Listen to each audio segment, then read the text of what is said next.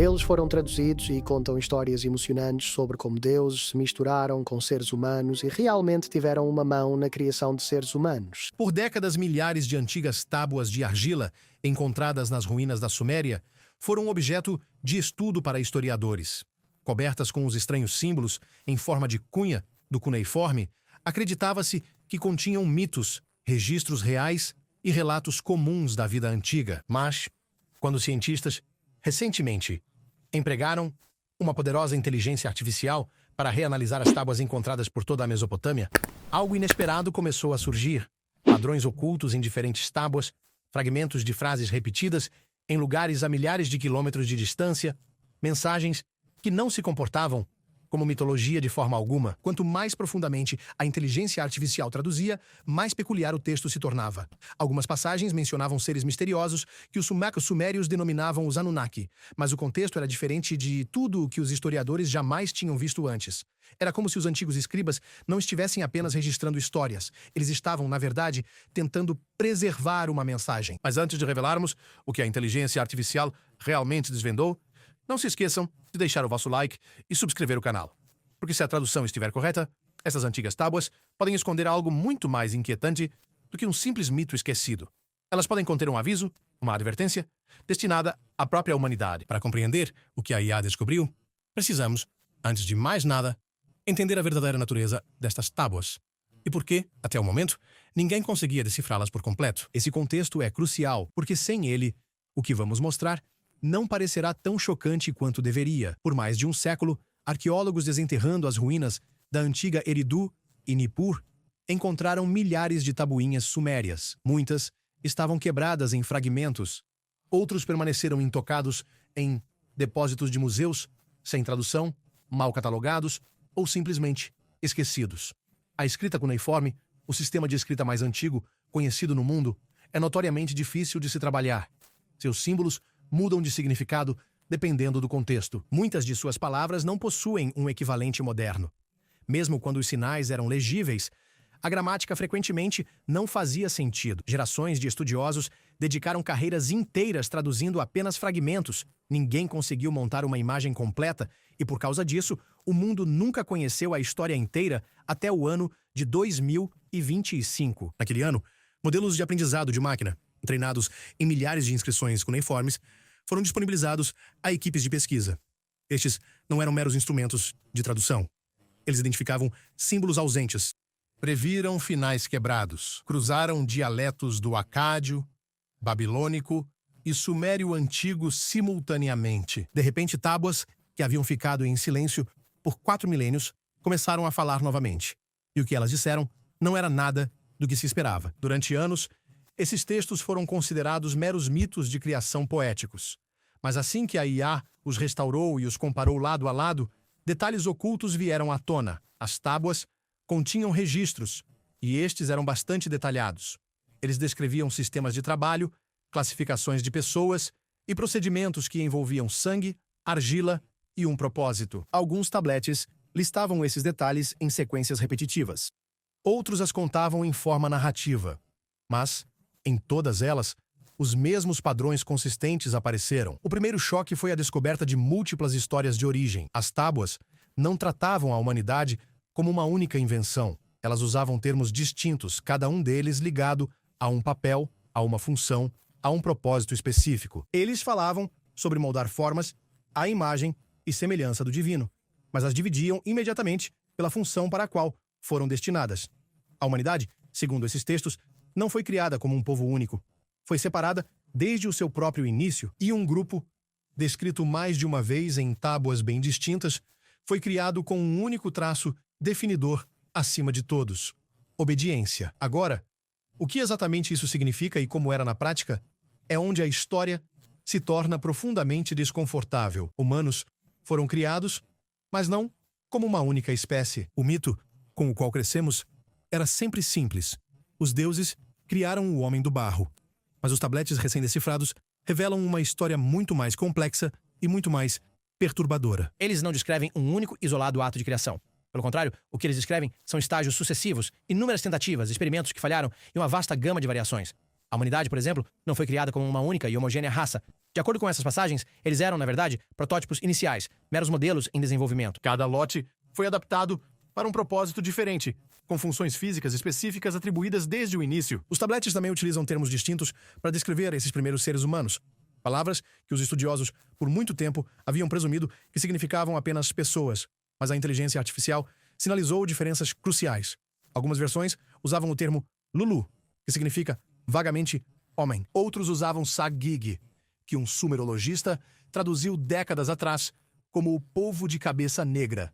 Essa frase foi ignorada por anos, mas a IA a conectou a uma passagem separada, descrevendo um grupo marcado para o trabalho com corpos moldados de argila escura e, assustadoramente, olhos que não questionam. A IA também identificou diversas expressões recorrentes que chamaram a atenção. Uma delas se traduz livremente como vida que cumpre uma função. A outra faz referência àqueles indivíduos que não se multiplicam. Um terceiro, e este deixou os pesquisadores perplexos, era a argila de menor brilho. Acadêmicos há muito tempo assumiam que estes eram poéticos ou simbólicos, mas quando a IA os reconstruiu em contexto completo, uma interpretação diferente surgiu. Alguns pesquisadores agora acreditam que estas linhas descrevem primeiros humanos projetados sem a capacidade de se reproduzir. Se for verdade, significaria que foram deliberadamente projetados como uma força de trabalho temporária, nunca com a intenção de sobreviver o tempo suficiente para transmitir suas características. Outras tábuas descrevem os próprios deuses avaliando o desempenho de cada grupo. Uma passagem fala sobre o barro de voz inquieta, uma versão do homem que recusou a ordem e foi lançado nos rios. Outra menciona um grupo cujos membros eram fracos demais para carregar ferramentas, enviado de volta à montanha para ser esquecido. É difícil não olhar para isto e não pensar num sistema, num programa que começa com um objetivo e que o resolve não criando seres iguais, mas sim construindo ferramentas especializadas, ferramentas que se assemelham a nós. Os tabletes até descrevem uma região específica chamada Eden, uma terra plana entre dois rios, considerada uma espécie de chão de fábrica. Sempre que um novo grupo era criado, os deuses os submetiam a testes, lhes davam um nome e, às vezes, os eliminavam por completo. Nenhum desses padrões era visível antes que a inteligência artificial pudesse traduzir os fragmentos lado a lado. Mas agora que conseguimos vê-los em conjunto, uma questão inquietante se apresenta. Se os primeiros seres humanos foram concebidos desta forma, o que aconteceu quando essa concepção não foi mais suficiente? As modificações genéticas que se seguiram. Os primeiros seres humanos trabalhavam. Eles obedeciam, mas não duravam, não conseguiam se reproduzir. Cada um tinha que ser feito à mão, de argila, sangue e comando divino. Essa limitação foi incorporada ao projeto de forma deliberada. Mantinha os deuses sob controle. Mas em algum momento, esse controle começou a escapar. As tábuas não explicam exatamente o porquê. Algumas passagens sugerem rebelião, outras falam de exaustão, muitos humanos morrendo e poucos sendo criados rápido o suficiente. O processo simplesmente não era sustentável e, por isso, outra mudança foi ordenada. As tábuas descrevem isso claramente, em que o Deus da sabedoria decidiu revisar o modelo. O que se seguiu, de acordo com o texto traduzido, foi descrito em termos que os pesquisadores acharam impressionantes. Uma modificação, algo adicionado ao projeto que o irmão de Enki mais tarde descobriu e não aprovou. A nova versão seria dotada de maior inteligência, mais robusta, apta a sobreviver de forma autônoma e, o que é mais crucial, com a capacidade de se reproduzir. Um novo ser foi então criado. Seu nome era Adapa. Ao contrário dos outros, Adapa não foi moldado puramente para o trabalho. Ele era descrito nos textos como o chefe entre os homens, dito possuir visão divina e palavras que moviam os céus. Ele podia falar, raciocinar e liderar. Sua mente era afiada o suficiente para compreender a vontade dos deuses e segui-la. Mas, mesmo a sabedoria de Adapa possuía limites já inerentes à sua própria natureza. Ele foi criado para saber muito, mas não tudo. E quando chegou o momento de testar essa obediência, as consequências foram permanentes. De acordo com as antigas tábuas sumérias, os deuses eram conhecidos como os Anunnaki. Adapa foi convocado perante Anu, o deus do céu, que lhe ofereceu o alimento da vida eterna. Mas antes de ir, Enki o avisou: não coma, não beba, recuse tudo. Então, quando o momento chegou, Adapa obedeceu. Ele recusou a imortalidade e, assim, a chance de libertar a humanidade se foi. Se o aviso de Enki foi um truque ou uma precaução. As tábuas não o revelam, mas o resultado foi inegável. Os humanos agora viveriam. Eles cresceriam, mas também sempre morreriam. E a criação de Adapa marcou o início de algo ainda mais perigoso: a divisão, pois nem todos receberam a mesma atualização. Algumas linhagens de humanos permaneceram presas, fixadas ao trabalho, incapazes de pensar além de suas tarefas. Outros, moldados à imagem de Adapa, receberam mais autonomia.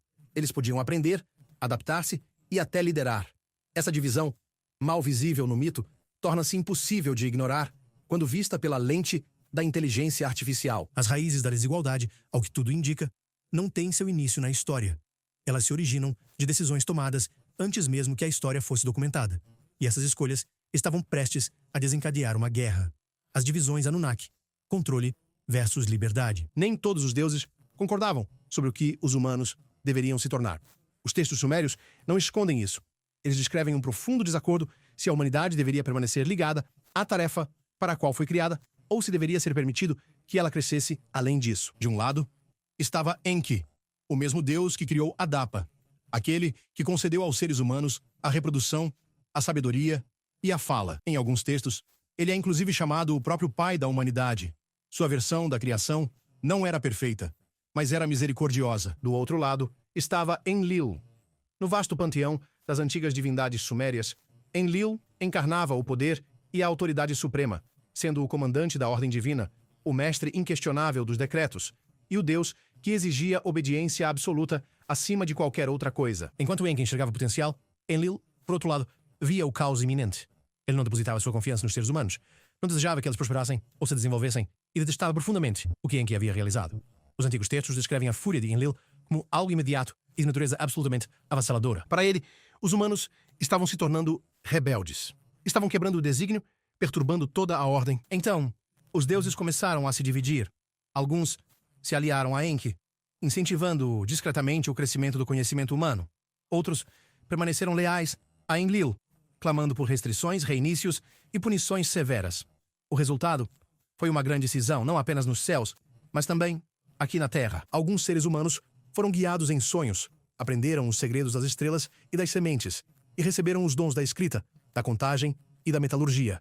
Outros foram suprimidos, forçados a retornar ao trabalho, suas linhagens mantidas simples, silenciosas e sob controle. As traduções de inteligência artificial revelam diferenças notáveis na maneira como os primeiros grupos eram tratados. Numa região, os seres humanos eram descritos como guardiões do grão e criadores de leis. Noutra, como aqueles sem nome, trabalhadores cuja história era apagada no exato momento em que nasciam. No seu auge, o conflito atingiu um ponto de ruptura. Enlil, furioso por os humanos terem continuado a crescer em número e habilidade, tomou uma decisão final, um grande dilúvio. Mas isto, as tábuas deixam claro, não era sobre purificar a terra. Enlil queria destruir a humanidade por completo. Ele pretendia apagar o que via como um projeto falho e restabelecer a ordem. Mas, mais uma vez, Enki interveio. Ele encontrou um homem e o avisou. Esse homem, conhecido em tradições posteriores como Ziusudra, Utnapishtim ou Noé, tornou-se o elo final na cadeia humana. Enki não conseguiu salvar a todos. Ele não pôde fazer isso, mas salvou o suficiente, o bastante, para levar adiante a versão da humanidade na qual ele acreditava. A guerra entre os deuses não terminou com o grande dilúvio. Ela apenas mudou de forma, e o que se seguiu foi talvez a descoberta mais perturbadora que as traduções da inteligência artificial revelaram. Não era uma história sobre deuses ou sobre humanos, mas algo que se assemelhava menos à mitologia e mais a um registro técnico, tecnologia avançada nas mãos erradas. No fundo das tábuas, escondidas entre hinos de criação e linhagens divinas, havia linhas que não pareciam mitos de forma alguma. Eles pareciam registros, diários, descrições de ferramentas, de materiais e de sistemas que não faziam o menor sentido para a época em que viviam. Como uma civilização de 5.000 anos atrás poderia descrever o voo? Como poderiam eles falar de metais reagindo ao calor de formas que sugerem conhecimento metalúrgico? Como poderiam eles descrever energia tão concentrada que transformou o dia em fogo? Uma passagem descreve veículos com asas feitas de madeira e metal a rugir pelos céus, guiados não pela força do vento, mas sim pelo fogo que arde em seu interior. Outra menciona um metal líquido que está selado dentro de um ventre de calor, movido por um pulso constante e um trovão. Por muitos anos, essas frases foram consideradas meramente poéticas. Mas, quando lidas lado a lado, a inteligência artificial reconheceu um padrão. Componentes específicos surgiam repetidamente. Asas, câmaras de calor, propulsão e força concussiva. Os textos nunca os descreveram como meras invenções. Diziam que eram concedidos pelos deuses. Não a qualquer um, mas aqueles considerados leais. Aqueles que se tinham mostrado úteis. O conhecimento, segundo as tábuas sumérias, não foi descoberto. Foi distribuído e depois transformado em arma. A IA também sinalizou um conjunto de linhas descrevendo uma luz que queimou a terra e não deixou carne para trás. Outra passagem descrevia montanhas divididas pelo fogo e cidades que desapareceram em um único dia. Acadêmicos tradicionais há muito tempo interpretaram estes como metáforas para tempestades ou desastres naturais, mas alguns pesquisadores já não têm mais tanta certeza. Alguns agora acreditam que os textos descrevem tecnologias que não veríamos novamente por milhares de anos. Metalurgia avançada, projeção de energia e voo atmosférico. E, estranhamente, o conhecimento não se espalhou uniformemente. Alguns grupos humanos receberam essas ferramentas. Outros foram deliberadamente privados delas, incluindo, notavelmente, a capacidade de sequer usar a linguagem escrita. Que tipo de civilização transmite conhecimento avançado a um grupo e nega até a linguagem básica a outro?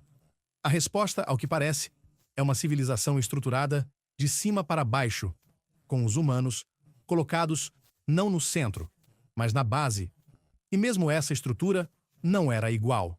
Alguns nasceram para liderar, outros para servir, e aqueles que questionaram isso desapareceram dos registros. Uma linha simplesmente diz: eles foram levados à montanha, e a montanha não os devolveu. Não sabemos o que isso significa, mas o padrão em que se encaixa está se tornando inegável. A tecnologia presente no mundo antigo não era um milagre. Era uma alavanca utilizada para distinguir um tipo de ser humano de outro. E se as tábuas estiverem corretas, essa distinção foi sempre intencional.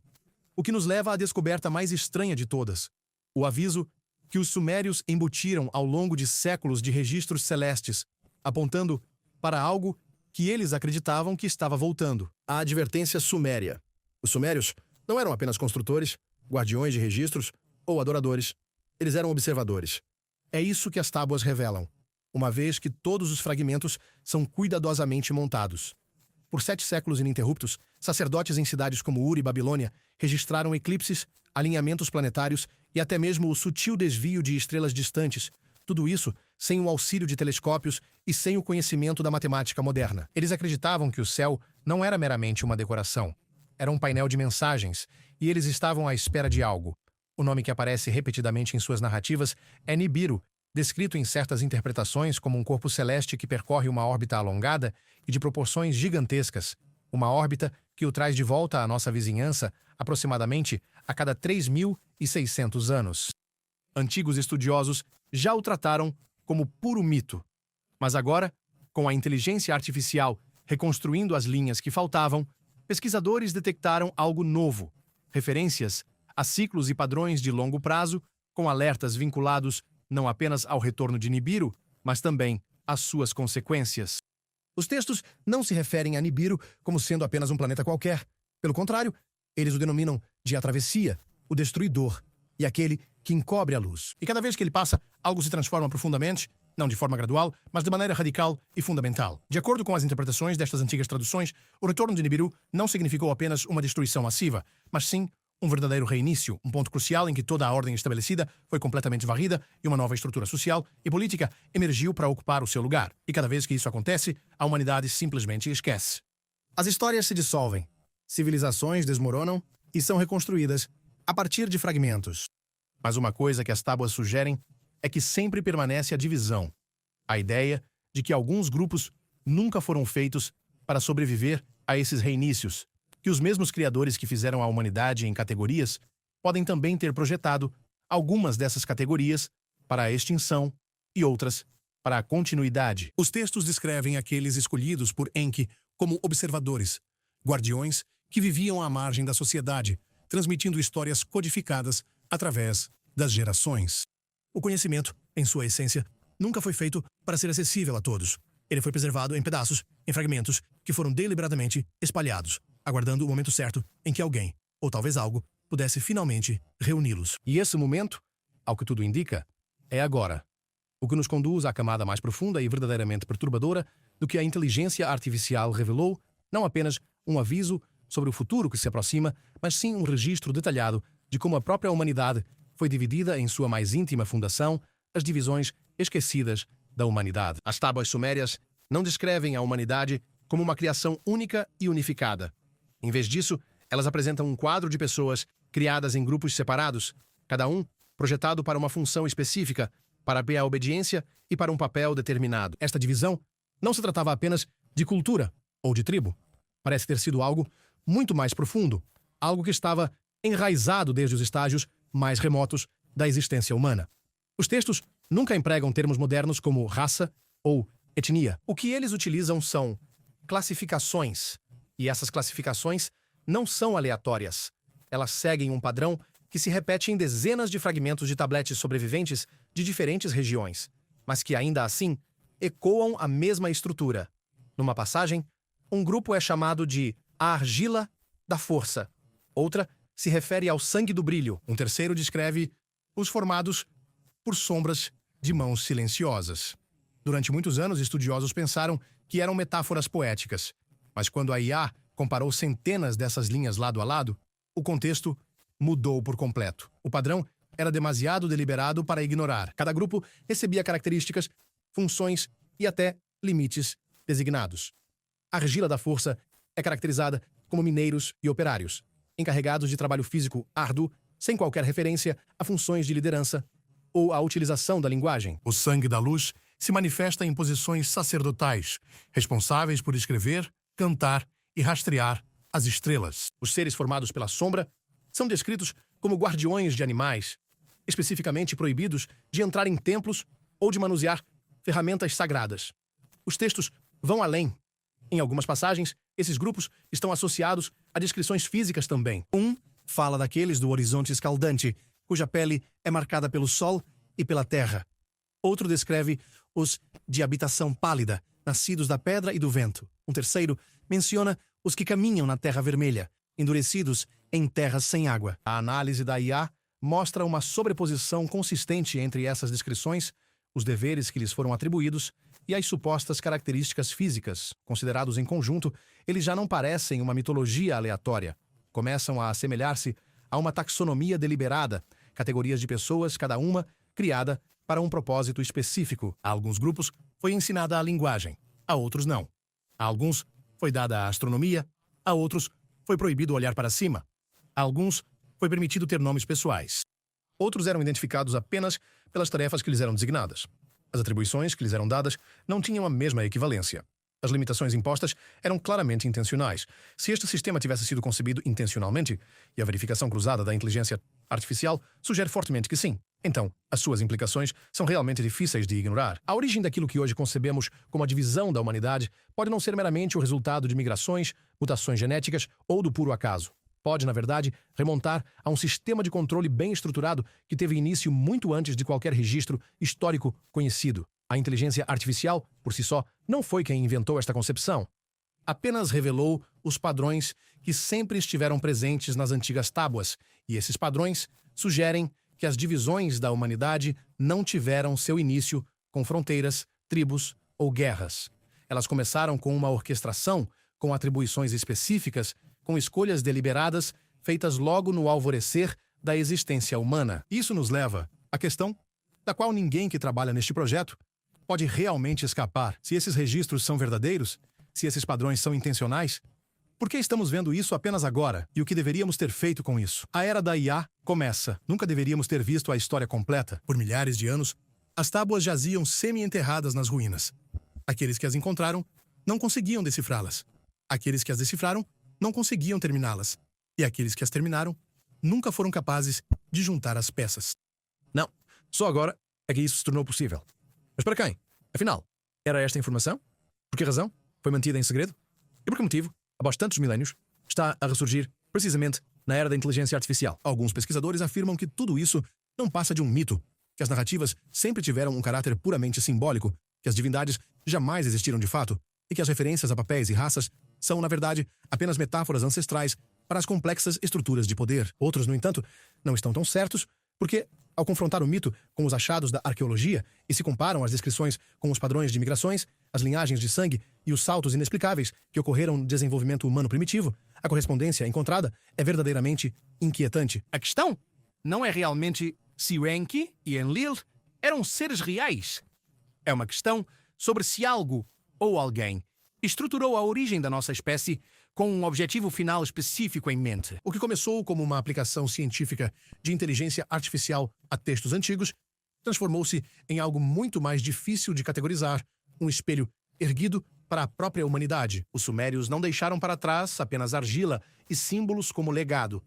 Deixaram um registro de controle, uma história de divisão e um alerta que quase passou despercebido, enterrado em fragmentos, espalhados por milhares de quilômetros e milhares de anos, aguardando por uma tecnologia que ainda não existia para que pudesse ser finalmente montado. Agora temos essa tecnologia e, pela primeira vez, podemos ler o registro como um todo. O que nos diz é que as mãos que nos moldaram primeiro talvez nunca tivessem a intenção de que todos fôssemos iguais, que alguns foram feitos para liderar, outros para servir e outros para serem esquecidos por completo. Portanto, a questão agora não é apenas o que realmente aconteceu. A questão é, que tipo de humanidade somos nós? E o que faremos com essa resposta? Se você chegou até este ponto, deixe um comentário abaixo dizendo qual parte mais te surpreendeu.